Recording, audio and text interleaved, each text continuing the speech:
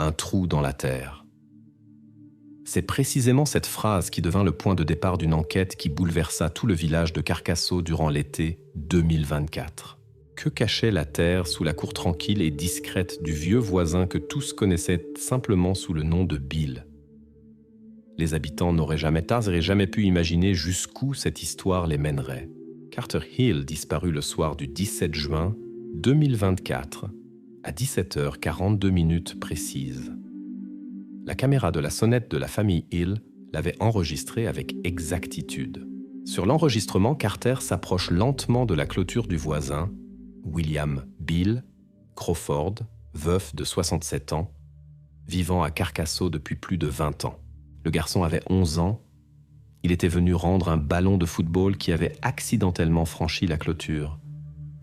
On voit sur la vidéo comment il franchit prudemment le portail et disparaît du cadre. Ensuite, comme un vide, du néant et du silence. Les policiers n'arriveront sur les lieux que plusieurs heures plus tard. Au début, personne ne pense à un crime. La petite ville de Saskatchewan était depuis longtemps habituée à ce que les enfants rendent visite sans prévenir. Mais cette fois, quelque chose ne va manifestement pas. Quand les policiers et les bénévoles commencent l'inspection du terrain de Bill, l'attention est attirée par une étrange découverte sur l'herbe près du portail. Il y a là une petite poignée d'argile rousse et humide. À première vue, rien de particulier, mais de tels sols n'existent tout simplement pas à Carcassonne.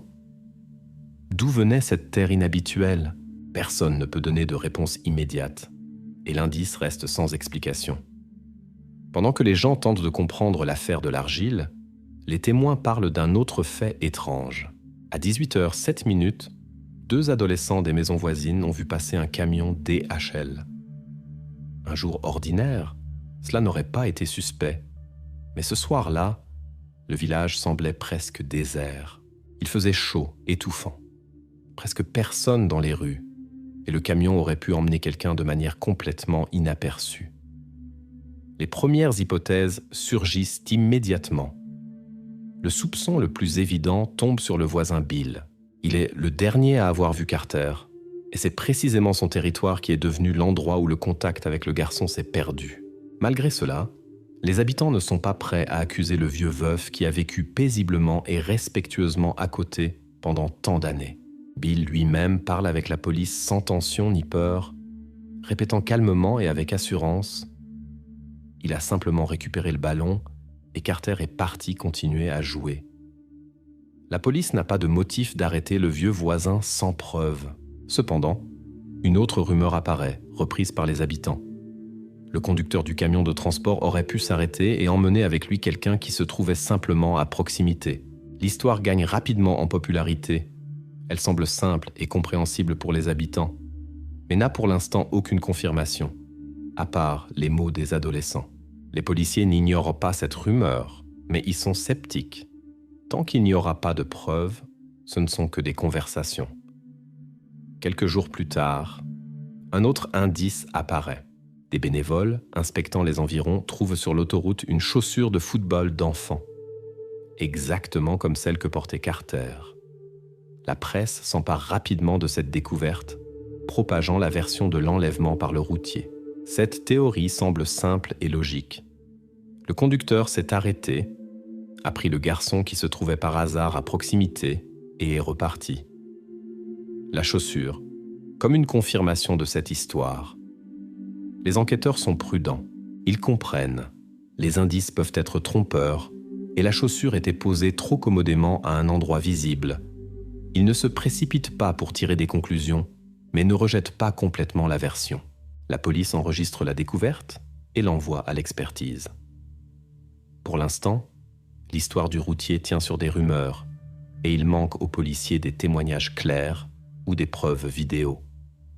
Le 29 juin arrive, presque 2 semaines depuis la disparition de Carter. Un chien de service de la GRC fait le tour du terrain de Bill. L'animal s'énerve, court le long du mur arrière de la maison et s'arrête soudainement net. Le chien montre clairement un endroit, s'assied et commence à gémir doucement.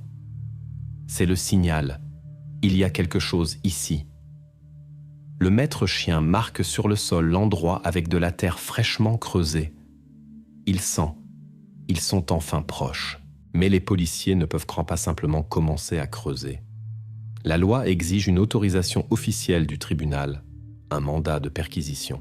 Le traitement des papiers traînera au moins jusqu'au matin et pendant ce temps, n'importe quoi peut arriver. Toute cette nuit devient la plus difficile pour les enquêteurs. Ils sont proches de la vérité, mais ne peuvent pas la toucher maintenant. Les habitants ne savent rien de ces dernières découvertes de la police. Ils continuent à chuchoter et à débattre de ce qui s'est passé le soir du 17 juin. Un trou dans la terre, une phrase qui s'est déjà répandue dans le village, mais personne ne peut même imaginer à quel point elle décrit littéralement ce qui attend tout le monde le matin, quand les forces de l'ordre obtiendront enfin le mandat et prendront les pelles en main. La nuit reste le seul obstacle entre eux et cette vérité même qui est déjà cachée sous terre depuis 2 semaines. Pourquoi, la veille de la disparition de Carter, le voisin Bill Crawford a-t-il acheté dans le magasin de bricolage local plusieurs grandes feuilles de contreplaqué et un épais film plastique en rouleau? Les policiers demandent rapidement les enregistrements et obtiennent le reçu. Date d'achat, 16 juin 2024, exactement un jour avant la disparition du garçon. Ces matériaux n'étaient manifestement pas destinés à des réparations domestiques ordinaires, et encore moins à la vie quotidienne. L'enquête prend un ton complètement nouveau. Pendant que les habitants continuent à discuter des rumeurs et des versions, l'investigation a déjà fait un pas en avant. Maintenant, leur attention est fermement fixée sur la figure même de William Crawford, homme tranquille, peu loquace, vivant seul depuis longtemps. Le caractère ordinaire et la discrétion, qui étaient auparavant perçus comme une qualité, semblent maintenant suspects et effrayants. Dans la cour de Crawford travaille un groupe de criminalistiques. Sous le contrôle strict de la police, ils examinent le garage, la remise et la petite extension que le voisin utilisait comme atelier. C'est précisément ici, dans le coin, que les agents trouvent 2 pelles. Sur l'une d'elles, des traces de cette même argile rousse, humide, qui avait été découverte près du portail le jour de la disparition de Carter. La coïncidence est exclue. C'est exactement la même terre, manifestement apportée de quelque part spécialement. Quand le policier demande directement au sujet de l'achat du contreplaqué et du plastique, le voisin ne montre pas d'inquiétude extérieure et répond calmement que le contreplaqué était nécessaire pour réparer le plancher. Prétendument dans une des pièces, les vieilles planches ont commencé à grincer et il allait renforcer les solives. Une chose normale pour une vieille maison, explique-t-il aux enquêteurs. Cependant, la police sait déjà que le plancher de la maison n'a pas été touché depuis au moins 15 ans.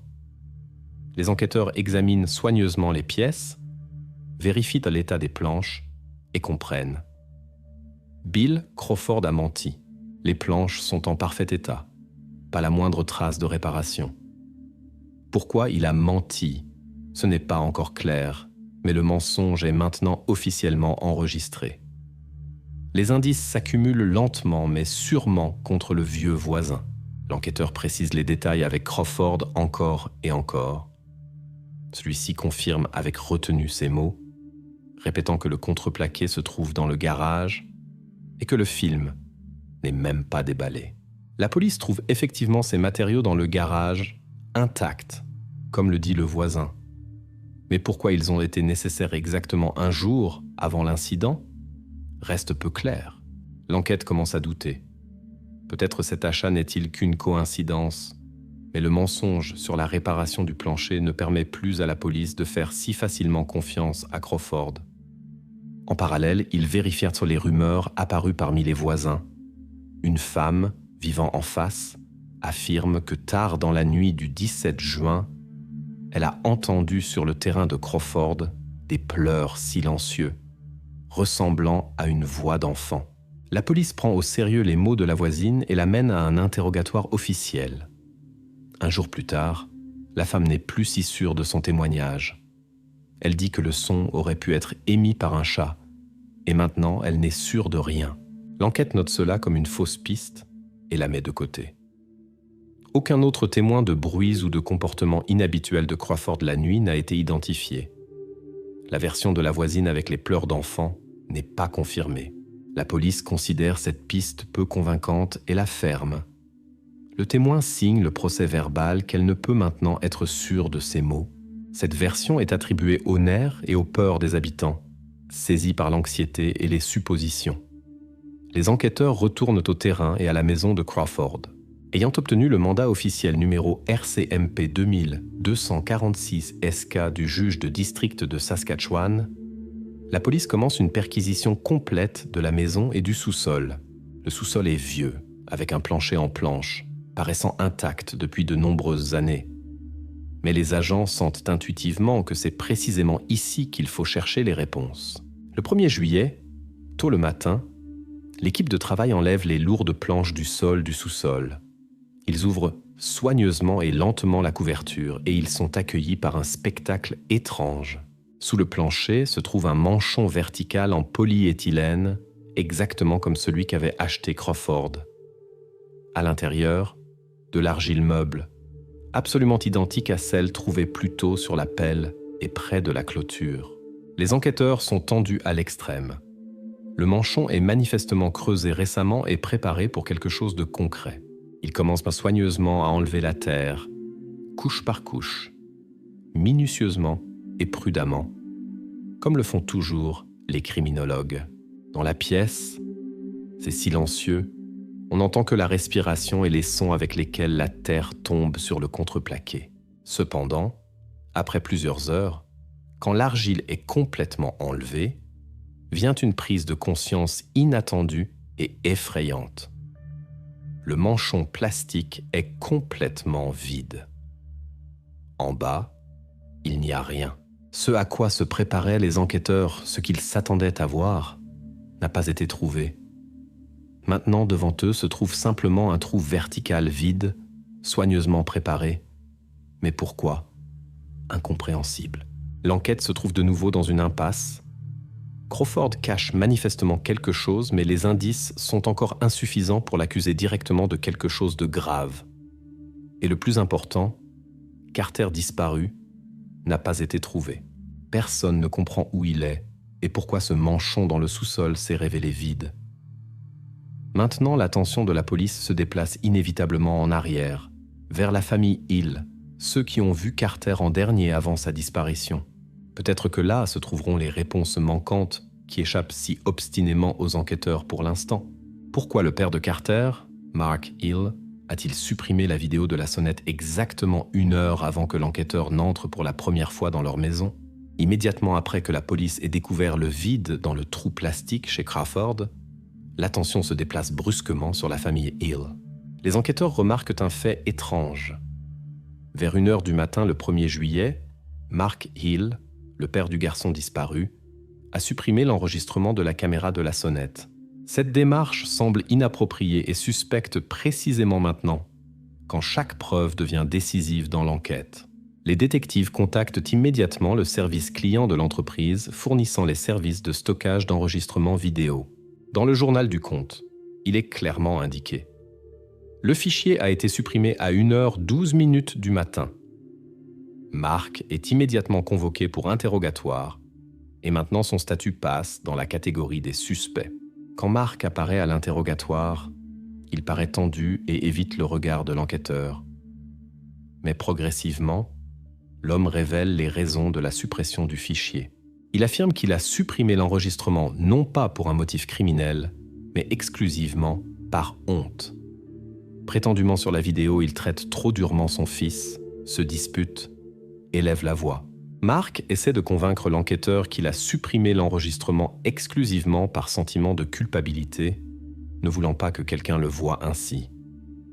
L'enquête n'est pas prête à croire le père sur parole. Dans l'entreprise fournissant le service de stockage, l'enregistrement est rapidement restauré, malgré la suppression par l'utilisateur.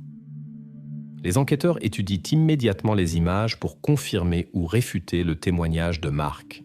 Le visionnage de l'enregistrement change radicalement la direction de l'enquête. Sur la vidéo, on voit distinctement comment à 17h35, Mark Hill se tient effectivement sur le perron de la maison et élève la voix contre son fils. Carter se tient à quelques pas du père, écoute en silence, mais après quelques minutes se retourne brusquement et s'enfuit avec le ballon dans les mains. Le père regarde avec irritation dans sa direction puis claque la porte. Sur l'horloge de la caméra, il est 17h38. Ensuite, on voit Carter s'approcher de la clôture de Bill Crawford, probablement ayant décidé de rendre le ballon envolé au voisin, après quoi il passe sur son territoire. Sur ce, l'enregistrement se termine, s'interrompant au moment le plus intéressant, où Carter disparaît du cadre. La chronologie est confirmée et correspond aux conclusions précédentes de la police. L'alibi du père à 18h15 est aussi confirmé. À ce moment, il appelle déjà la police, ayant remarqué que son fils est absent depuis trop longtemps. Ainsi, le père est formellement retiré de la liste des suspects. Les enquêteurs s'assurent que Mark Hill n'est effectivement pas impliqué dans la disparition de son fils, bien que son geste initial de suppression de l'enregistrement reste enregistré comme une tentative de cacher une dispute familiale. Dans la presse sont déjà apparus des articles avec des titres selon lesquels la famille Hill cacherait prétendument quelque information importante. Les tabloïds commencent à publier des notes sous le titre « Dissimulation familiale ». Les enquêteurs de la GRC sont obligés de faire une déclaration officielle réfutant cette version. Ils indiquent clairement l'incohérence des codes temporels dans la version énoncée par la presse. La piste des tabloïds se ferme rapidement, car elle contredit l'enregistrement officiellement confirmé. La question de la famille Hill est définitivement close. Cependant, sur cette même vidéo restaurée dans le coin éloigné du cadre, parmi les arbres denses derrière la maison, les agents remarquent un nouveau détail qu'ils avaient commanqué auparavant. Une silhouette à peine distinguable d'un grand camion avec une coloration jaune-rouge caractéristique de DHL se déplace lentement le long de la rue arrière du village. C'est ce même camion dont parlaient auparavant les adolescents. Alors la police avait traité leurs mots avec prudence, l'attribuant à la fantaisie et aux suppositions. Mais maintenant, le fait est enregistré par la caméra et ne peut être mis en doute. Les timings coïncident parfaitement.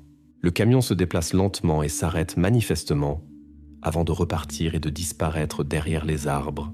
Cela change brusquement le cours de l'enquête et donne du poids à la version auparavant considérée comme fantaisiste de l'enlèvement par le conducteur du camion de transport. C'est précisément maintenant que les enquêteurs comprennent qu'ils ne pourront pas avancer tant qu'ils n'auront pas trouvé le conducteur même du camion. La tâche suivante, établir son identité, retracer l'itinéraire et comprendre pourquoi le camion s'est trouvé précisément ici, à un moment si inhabituel. Pour les enquêteurs, une chose est maintenant claire. Le conducteur du camion, qui semblait auparavant être un fantôme, devient maintenant la figure la plus importante de l'enquête. Maintenant, l'enquête doit tourner dans une direction absolument nouvelle, suivant l'insaisissable routier. Les réponses suivantes ne peuvent être trouvées que chez lui. Pourquoi le conducteur du camion DHL affirme-t-il qu'il a vu un homme âgé jetant dans les buissons quelque chose d'enveloppé dans un sac près de l'autoroute? Et comment cela est-il lié à la disparition de Carter? Les policiers se rendent immédiatement au bureau de la compagnie de transport DHL dans la ville la plus proche. Leur objectif est clair. Parler avec ce conducteur même dont le camion a été clairement enregistré par la caméra de la famille Hill. Auparavant, la version avec la participation du camion semblait être une supposition des habitants. Cependant maintenant, quand le conducteur lui-même devient un témoin important, la police prend ses paroles au sérieux. Le conducteur, un homme d'âge moyen, paraît inquiet et dit qu'il a lui-même décidé de contacter la police après que les nouvelles sur Carter se soient répandues dans la région. Il se souvient de ce soir, avec une clarté inattendue, bien que d'ordinaire, ces journées se passent de manière identique et ennuyeuse. Les données de la liste de suivi du camion, obtenue de DHL, confirment ces mots. La machine passait effectivement près du village de Spiritwood à 18h53. Cela correspond entièrement à la chronologie de la disparition de Carter. De plus, l'homme fournit à la police l'enregistrement de son enregistreur vidéo personnel, installé sur le pare-brise.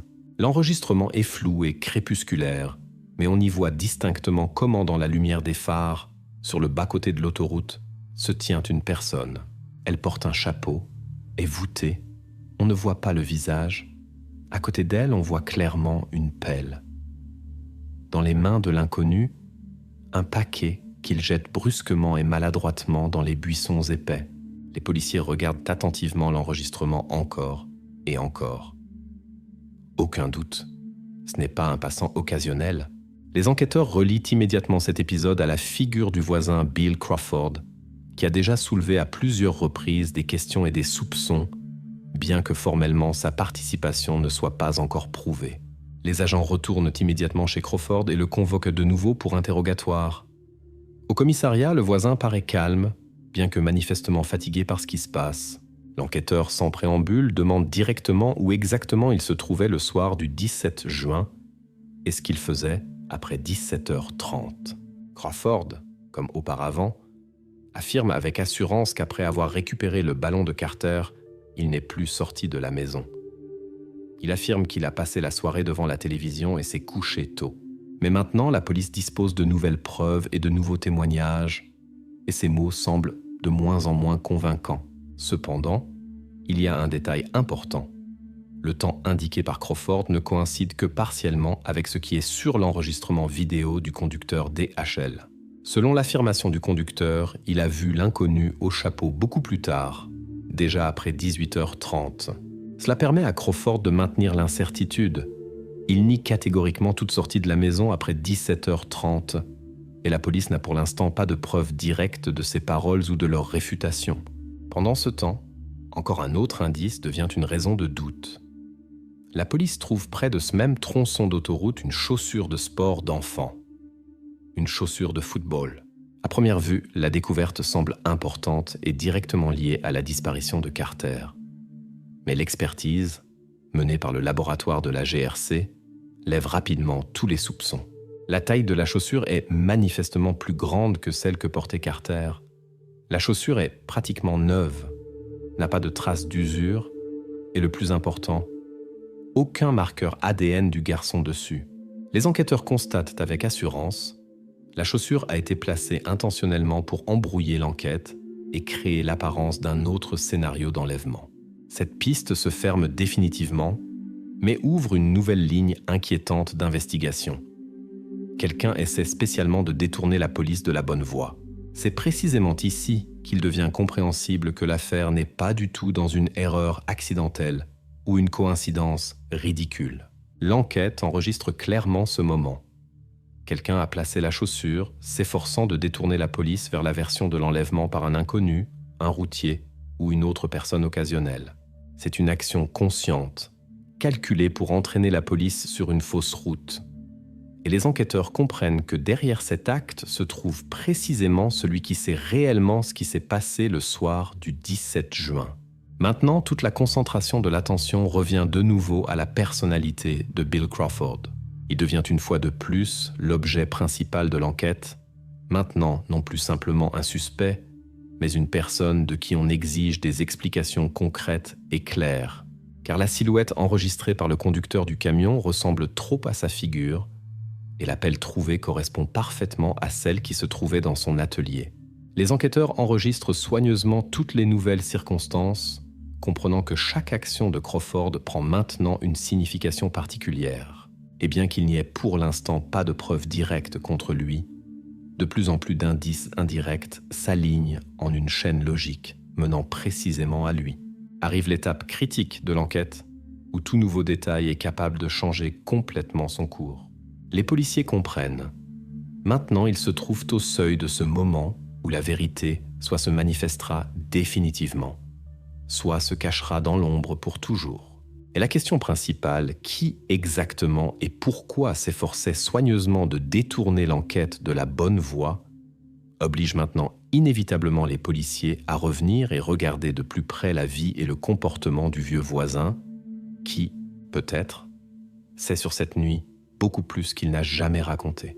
Comment Bill Crawford a-t-il pu déplacer quelque chose de volumineux et de lourd sur son terrain s'il affirme que dans la nuit de la disparition de Carter, il n'est pas du tout sorti de la maison. La veille, les enquêteurs ont clairement compris que la chaussure placée était une tentative de diriger l'enquête sur une fausse piste. Maintenant, l'attention se fixe de nouveau sur le terrain de Crawford. Et dès le matin du 3 juillet, les experts criminologues commencent un réexamen de son territoire. Maintenant, les policiers s'intéressent même aux détails les plus fins, ceux auxquels personne ne faisait attention auparavant. À la lumière du jour, sur la terre molle du terrain, sont distinctement visibles des lignes fines, 2 ornières parallèles. Les policiers comprennent. Ce sont les traces d'une brouette de jardin que le vieux voisin utilisait souvent pour travailler sur le terrain.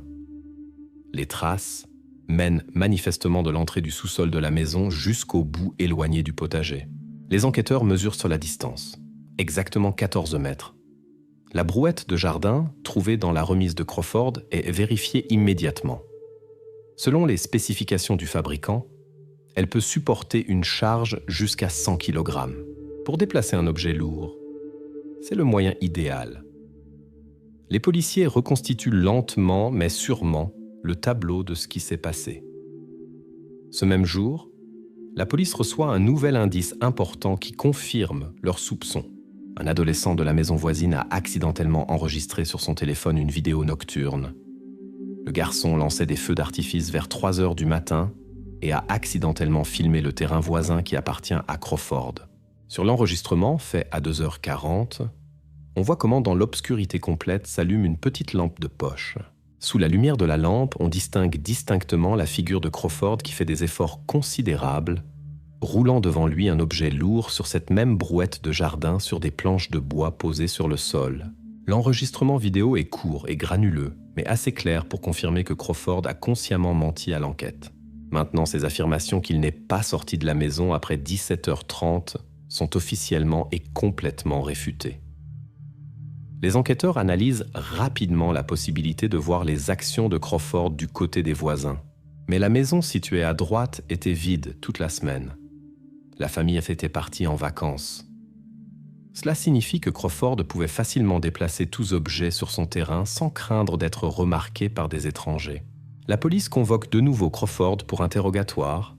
Cependant, maintenant, ses réponses sont devenues encore plus évasives et prudentes. Le vieux voisin continue à insister qu'il ne se souvient de rien concernant des déplacements la nuit. Selon ses mots, s'il a utilisé la brouette, c'était seulement le jour pour les travaux de jardinage. Néanmoins, les preuves directes ne lui donnent déjà plus la possibilité de continuer à nier l'évidence. Les enquêteurs examinent de nouveau soigneusement l'endroit où menaient les traces de la brouette. Dans le coin éloigné du potager se découvre une petite couche fraîche de terre. Les agents commencent immédiatement à creuser à cet endroit, triant soigneusement le sol. Cependant, après plusieurs heures de travail tendu, il devient clair. À cet endroit, il n'y a rien. Le parterre est vide, aucun reste, aucune trace de Carter. La version avec l'enterrement de quelque chose dans le potager de Crawford se révèle fausse. Le sol était vérifié. Les criminologues sont sûrs. Personne n'a rien enterré ici. Tout ne dit que le fait que la terre ici a été retournée très récemment. Mais dans quel but, si ce n'est pas pour cacher des indices?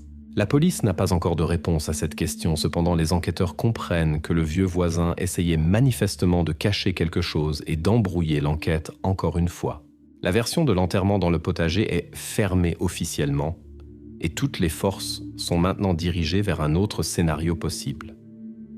Le chien de service, de nouveau attiré aux recherches, examine attentivement le terrain de Crawford. Soudain, l'animal montre un intérêt particulier pour une vieille trappe de potager menant à un petit tuyau d'évacuation. Les policiers ouvrent rapidement la trappe et vérifient soigneusement le contenu du tuyau. Cependant, c'est vide, ni reste, ni autre trace.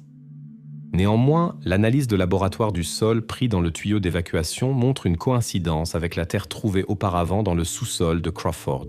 Cela signifie que l'objet déplacé la nuit était manifestement couvert de cette même argile rousse que les policiers ont découverte au début de l'enquête. Maintenant, devant les enquêteurs apparaît une nouvelle version. Crawford a déplacé l'objet non pas à l'extérieur du terrain, mais l'a de nouveau caché à l'intérieur de sa maison. La police comprend qu'il est de nouveau nécessaire d'obtenir un mandat officiel pour une perquisition détaillée répétée de la maison. Les vérifications précédentes ont pu manquer quelque chose d'important, peut-être caché dans un endroit plus secret. L'enquête est sûre que la clé de l'énigme de la disparition de Carter se trouve précisément à l'intérieur de la maison où vivait le vieux voisin. Crawford retourne silencieusement chez lui, accompagné par les regards policiers pleins de méfiance et de ferme intention de connaître la vérité. Il semble qu'il commence lui-même à réaliser à quel point les agents sont proches de la solution de son secret soigneusement caché. La nuit arrive. La police est de nouveau en attente du mandat, qui semble maintenant le seul obstacle entre eux et la réponse définitive, capable de révéler le mystère qui troublait la petite ville de Carcassonne depuis déjà plus de 2 semaines. Pourquoi 2 adolescents locaux ont-ils si inattendu supprimé leur stream du soir du service populaire exactement le jour où Carter a disparu? Les enquêteurs se sont depuis longtemps habitués à prêter attention aux coïncidences, surtout quand il y en a trop dans une affaire. Le matin du 4 juillet commence pour les détectives par une nouvelle découverte liée aux voisins de Bill Crawford. 2 lycéens, vivant à 2 maisons de son terrain dans la nuit de la disparition de Carter, ont organisé une retransmission en ligne sur un service de streaming, mais le matin ont pour une raison quelconque empressé de supprimer l'enregistrement. Dans les conditions de recherche massive et d'attention accrue de la police, un tel acte semble, pour le dire doucement, suspect. Les policiers ont bien sûr demandé une copie de cette vidéo au service. La vidéo a été obtenue rapidement. Les entreprises ont toujours des copies des fichiers supprimés, bien que les adolescents n'y aient manifestement pas pensé. Au début, les enquêteurs ne voient rien d'inhabituel. Stream jeune typique, rire fort, plaisanterie, filmage négligent au téléphone. Mais après quelques minutes de visionnage, le son devient plus silencieux, comme si les garçons écoutaient spécialement quelque chose dans la cour. C'est précisément à ce moment que les détectives arrêtent l'enregistrement et amplifient le son. Les spécialistes en analyse audio connectent l'équipement et soudain, sur fond de bruits et de voix lointaines, ils distinguent distinctement une voix fine, faiblement audible, prononçant une phrase courte « Donnez de l'eau ». Pause dans le bureau de l'enquêteur, longue, lourde, tendue. Il ne peut y avoir de doute. La voix appartient à Carter. L'expertise audio le confirme avec une probabilité de presque 100%. Le garçon, à ce moment, la nuit du 17 juin, était manifestement vivant et se trouvait quelque part à proximité, peut-être tout près de l'endroit d'où était menée la retransmission. L'interrogatoire des adolescents se passe rapidement et de manière tendue. Les garçons ne sont pas habitués à avoir affaire à la police et sont visiblement nerveux. L'un d'eux, plus bavard, explique immédiatement pourquoi ils ont décidé de supprimer la vidéo le matin. Il dit qu'il l'a fait à cause des mots de Crawford lui-même. Le vieux voisin, selon les mots du garçon, était irrité par le bruit et a une fois déclaré que si les garçons continuaient à se comporter bruyamment la nuit, il leur couperait Internet. Pour les adolescents, cela s'est révélé être une menace assez sérieuse pour supprimer l'enregistrement, même sans le revoir.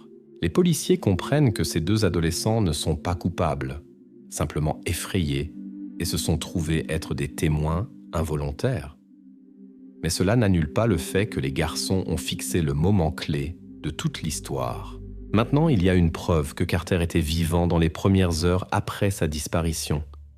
Et de plus, se trouvait manifestement dans le sous-sol, puisque les spécialistes en audio identifient précisément l'écho caractéristique du sous-sol. Un des enquêteurs regarde la vidéo image par image, suivant attentivement chaque mouvement et détail dans l'image. Il ne peut se débarrasser de la pensée qu'il peut manquer quelque chose d'important. La vidéo est granuleuse, tremblante, indéchiffrable. Mais soudain, son regard s'arrête sur une main qui a brièvement clignoté dans le cadre. L'enquêteur agrandit l'image et se fige. Sur le poignet, on voit distinctement un fin bracelet. C'est un bracelet de camp en plastique avec une inscription unique, qui était donné aux enfants il y a 2 ans, l'été 2022. Les parents de Carter confirment immédiatement, oui, exactement ce bracelet, leur fils ne l'enlevait jamais et le portait constamment comme souvenir des jours d'été joyeux. Maintenant, ce détail confirme définitivement l'authenticité de la vidéo et les mots des adolescents. Mais même avec de telles preuves solides, la police a des doutes. Le commentaire sous la copie restaurée de la vidéo dit « C'est une mise en scène. Les garçons essaient simplement d'attirer l'attention. » Les détectives vérifient attentivement les adolescents. découvrant chaque détail de leur vie et de leur connaissance avec Carter. Mais bientôt, il devient clair qu'il n'y a aucun signe de complot ou de mise en scène intentionnelle. Les garçons sont effrayés et sincèrement choqués par leur participation dans l'affaire, s'étant trouvés être des témoins accidentels d'une situation dans laquelle ils ne voulaient manifestement pas se trouver. La fausse piste avec la mise en scène et le désir d'attirer l'attention se ferme complètement et la police retire officiellement tout soupçon des adolescents. Maintenant, les détectives se trouvent devant la porte de Crawford qui observe nerveusement ce qui se passe depuis derrière le rideau à la fenêtre. Maintenant, il n'y a pas de doute qu'il a, d'une manière ou d'une autre, interagi avec Carter cette nuit.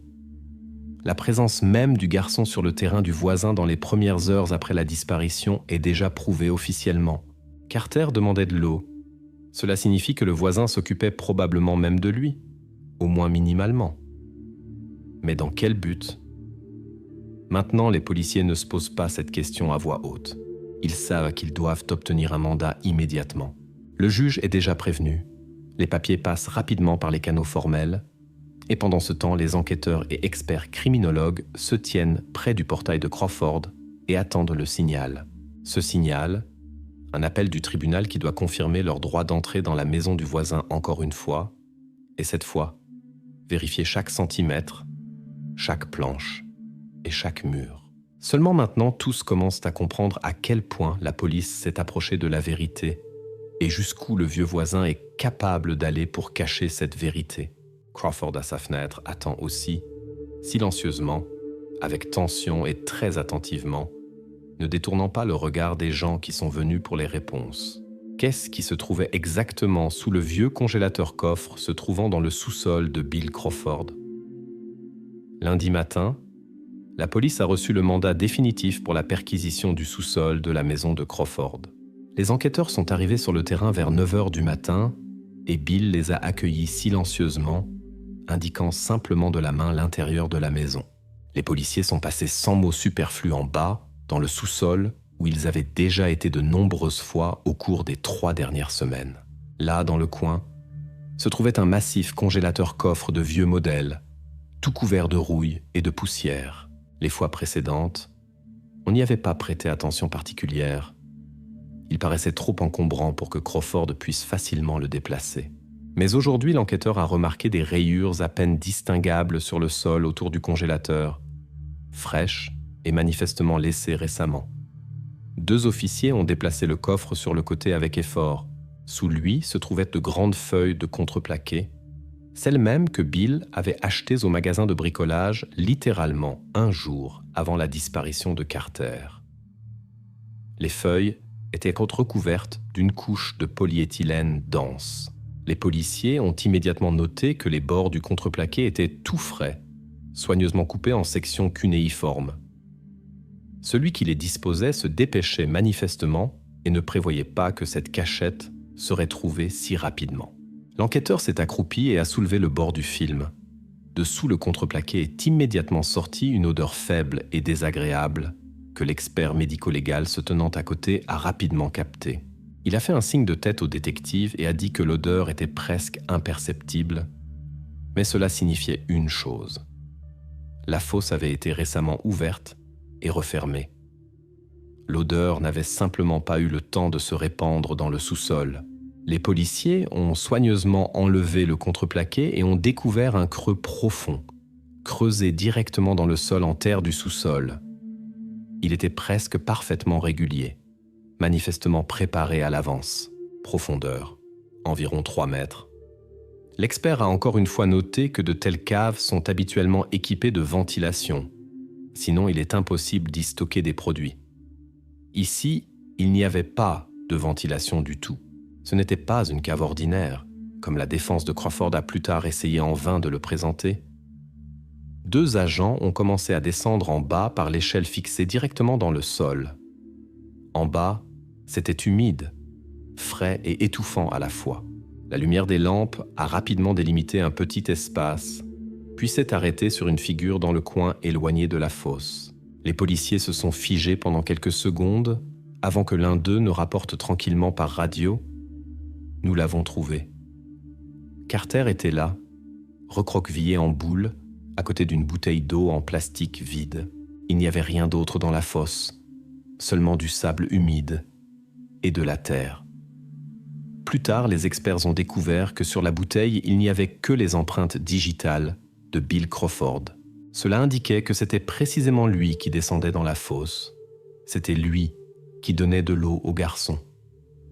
Mais l'eau s'est manifestement révélée insuffisante.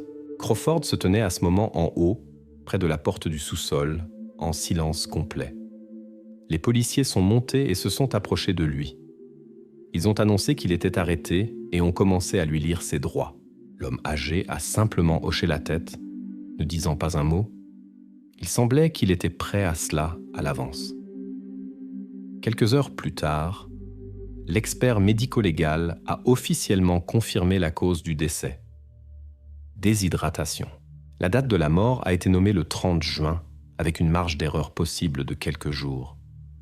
C'est-à-dire que le garçon était vivant au moins une semaine après la disparition. Il est devenu clair qu'il demandait réellement de l'eau à Crawford, et celui-ci l'a donnée manifestement, mais manifestement pas de façon à sauver la vie du garçon. Quand les enquêteurs sont sortis de la maison, les voisins ont observé l'arrestation silencieusement, sans chuchoter, sans s'approcher. La famille de Carter est restée à l'intérieur de sa maison. Leur silence était lourd, presque palpable. Toute la petite ville savait que Crawford avait vécu parmi eux de longues années, mais personne n'aurait pu imaginer ce qui se cachait sous la surface de la vie ordinaire du voisin tranquille. Le même soir, la défense de Crawford a commencé à préparer des arguments selon lesquels la cave était destinée au stockage de légumes. Mais personne n'y a cru. La police a immédiatement apporté l'argument. 3 mètres de profondeur, absence complète de ventilation et signes évidents que la fosse avait été récemment ouverte et fermée. Cela excluait la possibilité de son utilisation à des fins pacifiques. Le juge a immédiatement sanctionné la détention de Crawford. Au commissariat, Bill paraissait fatigué, mais pas perdu. Il répondait brièvement, sans mots superflus, n'expliquant rien et ne se confessant pas. Aux questions sur les raisons et les motifs, il se taisait, regardant quelque part devant lui comme s'il ne remarquait pas l'enquêteur. Maintenant, devant la police se dressait une nouvelle tâche. Comprendre ce qui motivait exactement Crawford. L'expertise devait décider si le vieux voisin était mentalement sain et s'il réalisait complètement les conséquences de ses actions. Le motif de l'acte restait pour l'instant inconnu, et l'enquête ne faisait que commencer à creuser plus profond, s'efforçant de découvrir la vérité. Les officiers ont quitté le terrain déjà dans l'obscurité. La maison de Crawford était pour la première fois depuis de nombreuses années absolument sombre, sans signe de vie. Aucun des voisins n'a allumé la lumière ce soir. La petite ville semblait figée, réalisant l'ampleur de la tragédie qui s'était produite ici, parmi les rues ordinaires et calmes, derrière la façade habituelle de la vie quotidienne. Maintenant, la police savait exactement ce que Bill Crawford avait fait, mais la question « pourquoi ?»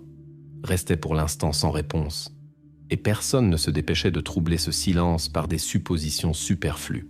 L'enquête ne faisait que commencer à plonger dans les profondeurs de l'esprit d'un homme qui avait vécu parmi eux pendant des années sans susciter de soupçons. Les actions de Bill Crawford étaient-elles le résultat d'un calcul réfléchi ou la manifestation d'un délire maladif ? C'est précisément à cette question que devait répondre l'expertise psychiatrique. 3 mois après l'arrestation, Bill Crawford comparaissait pour la première fois devant le tribunal. L'été passé avait définitivement changé la petite ville. Les conversations se sont tues. Les habitants de Carcasso évitèrent du regard la maison de Crawford et la famille Hill avait déménagé sans attendre la fin du procès. Maintenant, toute l'information sur l'affaire arrivait exclusivement de la salle du tribunal. L'expertise psychiatrique était prête au début d'octobre et les résultats ont surpris beaucoup.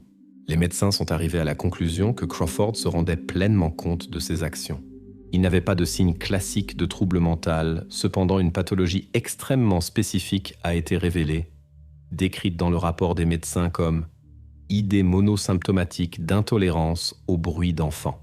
Plus simplement, le voisin ne pouvait pas supporter le bruit provenant des enfants.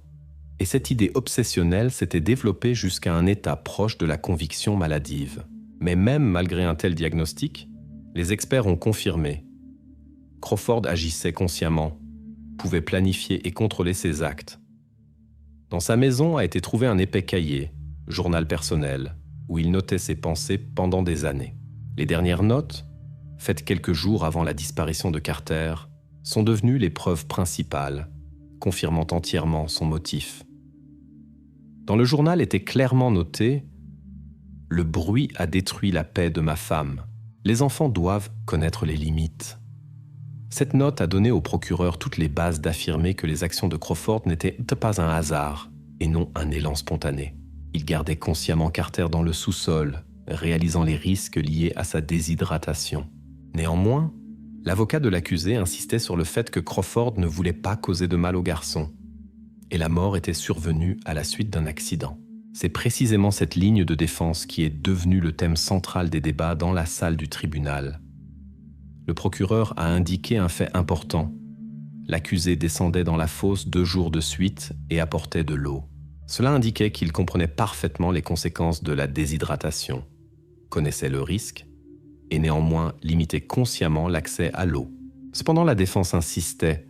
Les actions de Crawford prouvent son intention de préserver la vie du garçon, fût-ce dans des conditions dures. Pour les juges, il était important de comprendre non seulement les circonstances factuelles, mais aussi la logique interne des actes de l'accusé. À l'audience, le médecin psychiatre a confirmé de nouveau « Crawford comprenait parfaitement ce qu'il faisait. Il considérait la punition sous forme d'enfermement dans la fosse comme admissible et nécessaire. De son point de vue, c'était seulement ainsi qu'on pouvait obtenir le silence et l'ordre dans sa maison. » Ces mots sonnaient clairement et de manière convaincante, ne laissant pas de place au doute sur le fait que le motif était non pas la folie et non pas le hasard, mais une conviction personnelle profonde et un calcul intentionnel. La défense a essayé d'utiliser la dernière échappatoire possible. L'avocat a déclaré que la bouteille d'eau aurait pu fuir d'elle-même, et le garçon n'a pas reçu une quantité suffisante de liquide précisément pour cette raison. Cela confirmerait prétendument la version de l'accident et l'absence d'intention directe. Mais le criminologue a présenté un rapport détaillé sur l'état de la bouteille. D'après le caractère des dommages du bouchon et d'après les empreintes digitales, il était absolument clair que le récipient avait été ouvert par un adulte déjà le 2e jour du séjour de Carter dans le sous-sol. Cet argument de la défense a été immédiatement reconnu comme une fausse piste et retiré de la discussion. Maintenant, Crawford avait définitivement perdu ses chances de justification pour des raisons techniques. Malgré l'évidence des conclusions, le juge a décidé de reporter le prononcé du verdict. Le tribunal a décidé de tenir une audience supplémentaire au printemps de l'année suivante, fixant une procédure spéciale appelée Fitness Hearing, pour s'assurer définitivement de la capacité de Crawford à répondre de ses actes et de réaliser complètement les conséquences. Pour beaucoup d'habitants de Carcasso, une telle décision du tribunal était inattendue. Mais la procédure exigeait une certitude complète avant que soit prononcé le verdict définitif. Jusqu'au prononcé du verdict, il restait encore quelques mois, mais déjà personne ne doutait que Bill Crawford ne sortirait pas en liberté dans un proche avenir. Dans la salle du tribunal, il était assis avec un calme immuable, ne manifestant pas d'émotion, et seulement parfois regardait quelque part au loin, comme s'il continuait à réfléchir à quelque chose qui lui était propre. L'audience s'est terminée tard le soir. Les journalistes sont rentrés chez eux et Crawford a été ramené en cellule de détention provisoire. La police et le procureur se préparaient à la dernière étape du procès, comprenant que la question principale se trouvait maintenant non pas dans les preuves ou les indices, mais dans le domaine de la psychiatrie et de la responsabilité morale du vieux voisin pour ses actes. L'audience s'est terminée, mais le procès n'était pas encore fini. La ville attendait la réponse définitive à la question la plus importante, et maintenant du tribunal, on n'exigeait que de mettre le point final dans cette histoire. La salle de la Cour suprême à Prince Albert était bondée pour la première fois de toute l'histoire des audiences de l'affaire Bill Crawford. La famille de Carter Hill n'était pas présente personnellement. Leurs intérêts étaient représentés par un avocat. Crawford était assis dans la salle, ne levant pas la tête, évitant les rencontres avec quiconque du regard. Quand le juge a commencé à lire le verdict, un silence complet s'est installé. La décision définitive sonnait clairement et sans ambiguïté. William Crawford est condamné à la réclusion à vie pour accusation d'enlèvement et meurtre au 2e degré sans droit à libération conditionnelle avant 2049. Les mots du juge sonnaient avec assurance et sévérité, sans la moindre hésitation. Le juge a expliqué en détail pourquoi précisément une punition si sévère avait été prononcée. Selon les matériaux de l'enquête, Crawford avait intentionnellement attiré Carter sur son terrain le soir du 17 juin de l'année précédente sous prétexte de rendre le ballon. Il a gardé le garçon dans une fosse préparée à l'avance, située dans le sous-sol de la maison. Au cours de 2 jours, Crawford apportait périodiquement de l'eau, réalisant manifestement les conséquences si sa quantité était limitée. Cependant, après le début des recherches massives, il a eu peur d'être démasqué et a pris la décision d'arrêter l'accès à l'eau. Après quoi, il a complètement fermé la fosse avec du contreplaqué et a roulé dessus le congélateur coffre. L'enquête a pu établir et confirmer toute la séquence des événements pratiquement à la minute près. Tous les fragments de l'histoire ont été rassemblés et soigneusement vérifiés. Le premier fragment, c'est la chaussure d'enfant trouvée près de la route. L'enquête a prouvé que la chaussure avait été spécialement achetée par Crawford lui-même dans le centre commercial le plus proche quelques jours avant l'incident. La chaussure avait été intentionnellement jetée près de l'autoroute pour diriger l'enquête sur une fausse piste et détourner les soupçons de son propre terrain. Le deuxième fragment, la fosse vide découverte le 1er juillet. Cette nuit, Crawford avait déplacé les restes de Carter de la fosse sur la brouette de jardin et les avait cachés dans le congélateur coffre qu'il avait placé dans le sous-sol, au-dessus du contreplaqué et du polyéthylène, pour ralentir la possible propagation de l'odeur et masquer le lieu de stockage. Seulement une semaine plus tard, quand l'intensité des perquisitions avait diminué, Crawford avait remis les restes dans la fosse, les recouvrant de contreplaqué frais. Le troisième fragment, le stream des adolescents vivant non loin. Leur vidéo accidentelle a prouvé que Carter était vivant au minimum les 2 premiers jours après l'enlèvement. La voix qui demandait de l'eau avait été confirmée par les experts audio comme appartenant précisément à Carter. Le quatrième, l'enregistrement vidéo de la sonnette de la maison de la famille Hill. Cet enregistrement est devenu le dernier point officiel où Carter avait été fixé vivant, confirmant que c'était précisément Crawford qui avait rencontré le garçon en dernier.